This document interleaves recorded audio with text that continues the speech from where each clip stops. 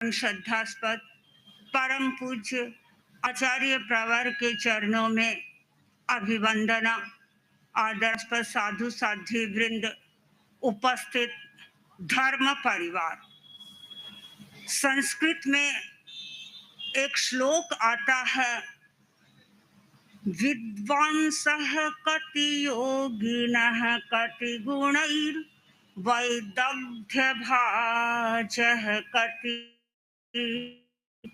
प्रौढ़ा मत्तकरीन्द्र कुंभदलने वीरः प्रसिद्धः कविः स्वाचारः कति सुंदरः कति कति प्रज्ञप्रतिष्ठावरः किन्त्वेको विरलः परोपकरणे यस्यास्ति शक्तिः सदा किन्त्वेको विरलः परोपकरणे यस्यास्ति शक्तिः सदा। कवि ने कहा है, इस दुनिया में अनेक लोग विद्वान हो सकते हैं, अनेक लोग गुणवान हो सकते हैं, अनेक लोग चिंतन से प्रौढ़ हो सकते हैं और अनेक लोग ऐसे भी हो सकते हैं जो मदोन्मत्त हाथी के गंधस्थल को नष्ट करने में वीर हो सकते हैं। कई लोग ऐसे भी हैं जो अपने आचार से, अपने आचरण से सुंदर दिखाई देते हैं और कई लोग इस दुनिया में ऐसे भी हैं जो प्रतिष्ठा को प्राप्त करते हैं। किंतु अंत में कवि ने लिख दिया कि वे व्यक्ति विरल होते हैं जो अपनी शक्ति को परोपकार में लगाते हैं, दूसरों के कल्याण में लगाते हैं और जो दूसरों के हित के बारे में सोचते हैं। आज एक ऐसा महापुरुष जिसका यहाँ आगमन हुआ है, जिसके भीतर परोपकार की चेतना प्रज्वलित हो रही है, जो दुनिया के हित के बारे में ही सोचता है और जो दूसरों के हित के बारे में सोचता है, वास्तव में वह कुछ प्राप्त करने के लिए सक्षम भी होता है, कुछ प्राप्त करने का वह अधिकारी भी होता है। एक ऋषि आश्रम में साधना कर रहे थे। बहुत वर्ष हो गए साधना करते करते, वृद्धत्व आ रहा था। सोचा अब मैं अपना उत्तराधिकारी नियुक्त करूं। उत्तराधिकारी की नियुक्ति भी आसान कार्य नहीं है, किसको अपना उत्तराधिकार सौंपे। उसने अपने 3 शिष्यों को अपने पास में बुलाया और वह उनकी परीक्षा करना चाहता था। ऋषि ने तीनों शिष्यों को कहा कि कल्पना करो, तुम्हारे पास में यदि भगवान आए और भगवान तुम्हें ये कहे कि तुम्हें वरदान मांगना है, तो तुम भगवान से क्या वरदान मांगोगे।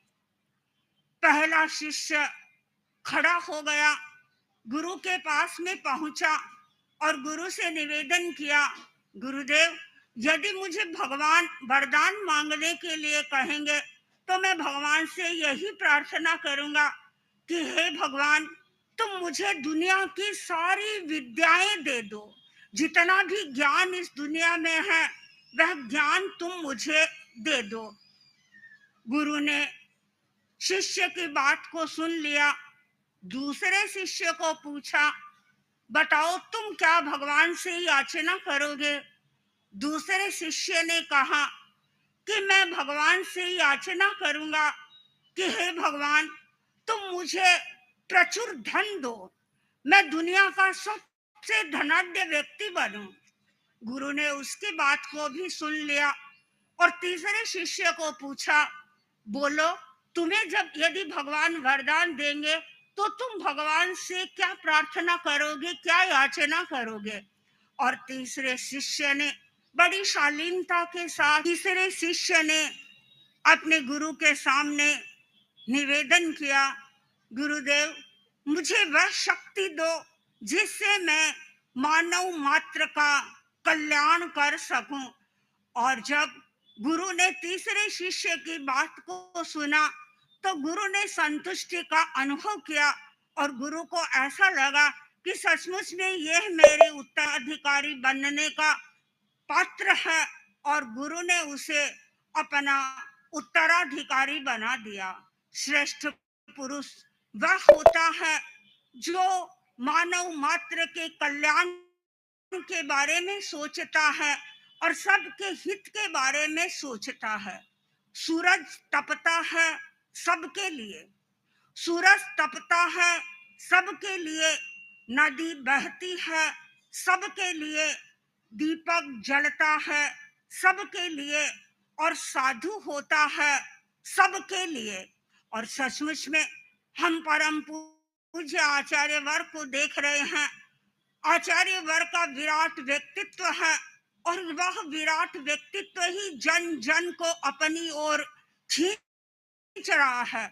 आचार्य वर्ग चाहे गांव में रहे और चाहे कस्बे में रहे, चाहे शहर में रहे, चाहे नगर में रहे, पता नहीं लोगों की भीड़ आपके पास कहां से कहां पहुंच जाती है। और आखिर इसका कारण क्या है? इसका कारण है कि आचार्य वर्ग के मन में मानव मात्र के कल्याण की भावना निहित है। और जो व्यक्ति परोपकार की भावना से अपने आप को भावित कर लेता है तो लोग अपने आप, जैसे चुंबक जहां रहता है लोहा स्वतः उसकी ओर खिंच जाता है, ठीक इसी प्रकार लोग आपके पास में आते हैं, आकर के अपनी समस्याएं रखते हैं और समाधान को प्राप्त करते हैं। अभी कुछ दिनों पहले ही आचार्य वर्ग एक रिसर्च आया था पेपर में, जिसमें परोपकार के संदर्भ में ही बताया गया था। उसमें बताया गया था कि जो व्यक्ति परोपकार करता है उस व्यक्ति के भीतर में ऐसे रसायन उत्पन्न होते हैं जो एक आत्मतुष्टि की फीलिंग व्यक्ति को देते हैं, यानी व्यक्ति सेल्फ सेटिस्फाइड होता है। तो आचार्य वर्ग चूंकि परोपकार कर रहे हैं, और जो व्यक्ति परोपकार करेगा, दूसरों के हित के बारे में सोचेगा, दूसरे के कल्याण के बारे में सोचेगा, तो स्वतः ही वह हमेशा आत्मतुष्टि की अनुभूति करेगा, आत्म संतोष का वह अनुभव करेगा। और परम पूज्य आचार्य वर्ग आत्मतोष का अनुभव कर रहे हैं, और जो व्यक्ति आत्मतोष का अनुभव करता है वह व्यक्ति ही लंबी यात्राएं कर सकता है, लंबी यात्राओं का निर्णय ले सकता है। और हमने अनुभव किया कि आचार्य वर्ग जहां जहां पधारे हैं धर्म संघ की प्रभावना हुई है। मुझे याद आ रहा है वह दृश्य जब आचार्य वर्ग भूटान में पधारे थे और वहां पर तिब्बती लामा कितने लोग आचार्य वर्ग का स्वागत करने के लिए आए थे, और स्वागत उन्होंने वहां के जो मंत्र हैं उन मंत्रों के माध्यम से आचार्य वर्ग ने उनका स्वागत किया था। आचार्य वर्ग मैसूर में पधारे थे और मैसूर में वहां के जो वैदिक लोग हैं, वैदिक परंपरा से जुड़े हुए लोग हैं, वैदिक ऋचाओं के माध्यम से समवेत संगान के द्वारा आचार्य वर्ग का अभिवादन किया था, आचार्य वर्ग का उन्होंने अभिनंदन किया था। ये कब होता है? यह तब संभव बनता है जब व्यक्ति के भीतर में सबके हित की कामना छिपी हुई है।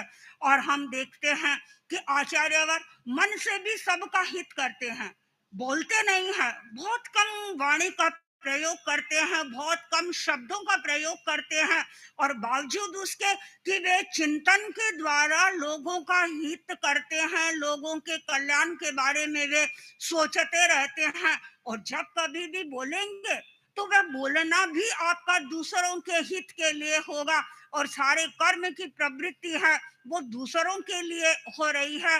दूसरों का किस प्रकार अधिक से अधिक हित सद सके, आचार्य वर्ग इस बात के प्रति पूरे जागरूक हैं, और केवल दूसरों के हित की बात नहीं कर रहे हैं।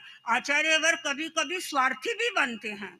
स्वार्थी का मतलब not in bad sense, selfish नहीं है आचार्य वर्ग। स्वार्थी का मतलब है कि अपने प्रयोजन के लिए भी आचार्य वर्ग चिंतन करते रहते हैं, अपने हित के बारे में भी सोचते रहते हैं, और साधुओं के लिए तो कहा जाता है तिन्नानंग तारियाणंग, यानी वे स्वयं संसार सागर से तरने का प्रयत्न कर रहे हैं और दूसरे लोगों को भी वो मार्ग दिखा रहे हैं जिससे कि वे इस संसार सागर से तर सके और अपनी मंजिल को प्राप्त कर सके। तो ऐसे महान गुरु का, ऐसे महान पुरुष का आज यहाँ पर शुभागमन हुआ है। आप इस स्वल्प प्रवास का अवश्य लाभ ले और आचार्य वर्ग के पवित्र आभा मंडल से उस ऊर्जा को ग्रहण करने का प्रयत्न करें, जो ऊर्जा हमारे भीतर में एक नई चेतना को जगाने वाली हो, एक नया स्पंदन पैदा करने वाली हो। ओम